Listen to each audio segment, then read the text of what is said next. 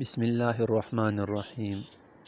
شروع کرتا ہوں اللہ کے بابرکت نام سے جو بڑا مہربان اور نہایت رحم کرنے والا ہے۔ میں اپنے دوسرے لیکچر میں تمام احباب کو خوش آمدید کہتا ہوں۔ آج ہم باری تعالیٰ کے چند اشعار کی تشریح کرنے کی کوشش کریں گے۔ امید کرتا ہوں کہ اس سے آپ سب بھرپور استفادہ حاصل کریں گے۔ تو چلیے چلتے ہیں اشعار کی تشریح کی طرف۔ خدائی کے مالک دو عالم کے مولا، تیری ذات عالی تیری شان یکتا، تیرا ذکر بالا تیرا حسن اعلیٰ، صفت تیرے رب تبارک تعالی۔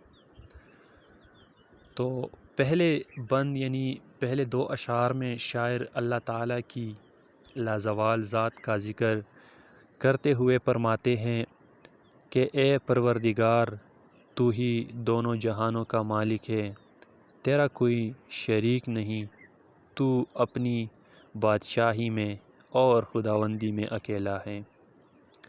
شاعر اللہ تعالیٰ کی قدرت کا ذکر کرتے ہوئے فرماتے ہیں کہ اے اللہ، اس پوری کائنات میں تو ہی حمد و ثنا کے لائق ہے، تیری ذات سب سے اونچی ہے اور حسن بھی باکمال ہے، تو ان خوبیوں کی وجہ سے آپ کی صفت تبارک تعالی بلند ہیں۔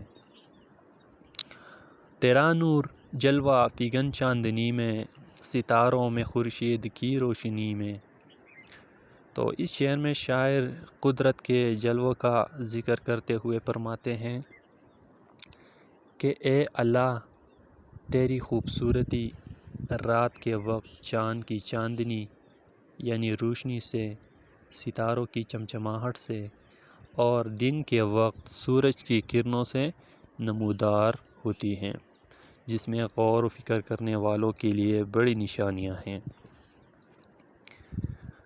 زمیں کا حسین فرش تو نے بنایا، سکون بخش عالم یہ سبزہ اگایا، درختوں سے زینت زمیں کو عطا کی، حسین بیل بوٹوں سے رونق بڑھائی۔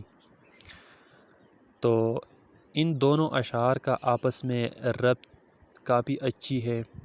لازمی بات ہے کہ ہم صرف اور صرف اللہ تعالیٰ کی صفات، تخلیقات اور تعریف، اس میں اللہ تعالیٰ کی صفات، تخلیقات اور تعریف بیان کی جاتی ہے۔ تو یہاں پر بھی شاعر نے اللہ تعالیٰ کے تخلیقات کو بڑے اچھے انداز میں پیش کرنے کی کوشش کی ہے۔